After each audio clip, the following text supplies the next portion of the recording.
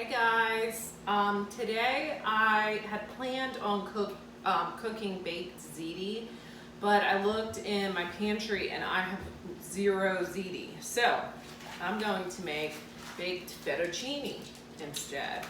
So I have some water that is just coming to a boil. I'm going to throw a whole pack of this fettuccine, and fettuccine is a wider noodle. And the reason why I am using fettuccine is because I want it to stand up and retain its texture when I bake it, okay? So this calls for, it says 11 minutes, but I'm actually only gonna put it in for 8, okay? So go ahead and mix this around. All right, so while this is cooking, I'm going to make my filling. All right, so I'm gonna heavily salt my pasta water. And as you see, I have put my timer on, which is very important. Okay, here, stand back a second. Okay, so I'm gonna make this same filling for this as I would for ziti, except I'm not gonna put as much tomato sauce in it, okay? So I'm going to use 15 ounces of ricotta cheese. And ricotta cheese is, I might need a knife. It's like a soft cheese, and Italians use it for both savory and sweet dishes. Okay, so there's that. All right, and then I am going to add 1 egg to this. And I'm adding the egg because I want it to kind of firm up a little bit. So the egg is going to act as a binder. I'm going to use about 1/4 cup of grated Parmesan. And you can kind of, this is not an exact recipe. So you can dial it up, dial it down as you see necessary.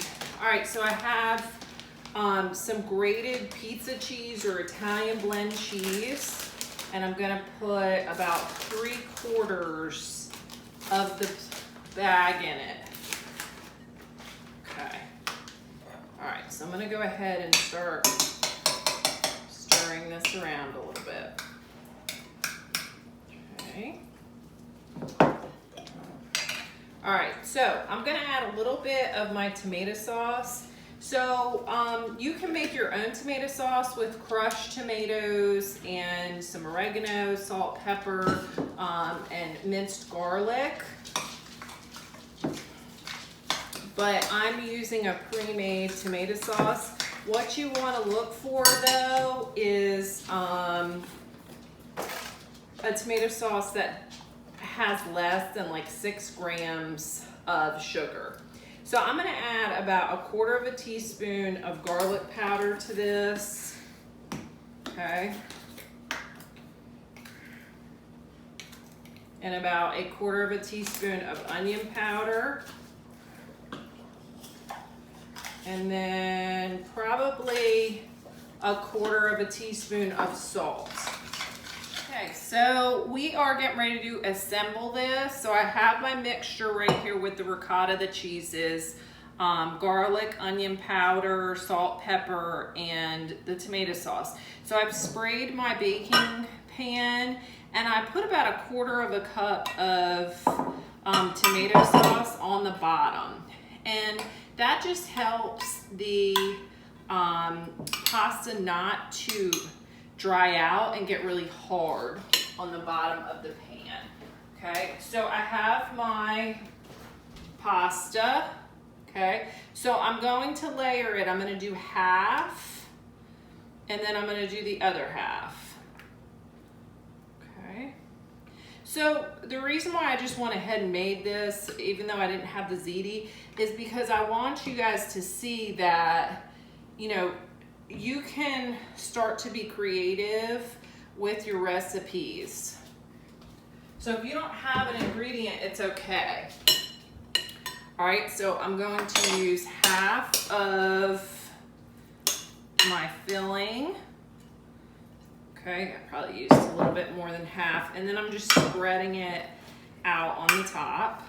Okay, and this has the cheese in it, so it's gonna melt. Okay. All right, so that the top layer doesn't dry out too much, I'm gonna put about another quarter of a cup or a quarter to a half a cup of tomato sauce right on top.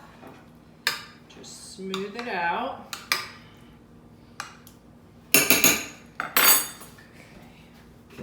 And then I'm going to put the rest of my pasta. Okay.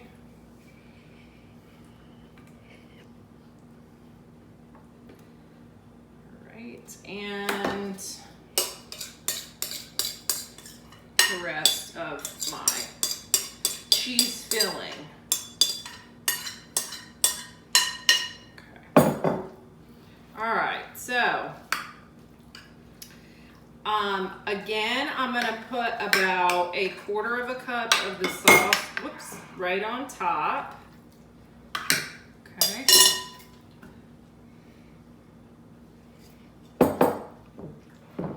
And then I'm not gonna cook this immediately because I'm gonna go take the dog for a walk and kind of work outside a little bit. But if I was, I would put some aluminum foil on top of it and bake it. I'm gonna bake it for about 20 minutes. I'm gonna take the aluminum foil off, top it with some cheese, and then bake it for another 10 minutes. So I will show you the finished product later. Okay.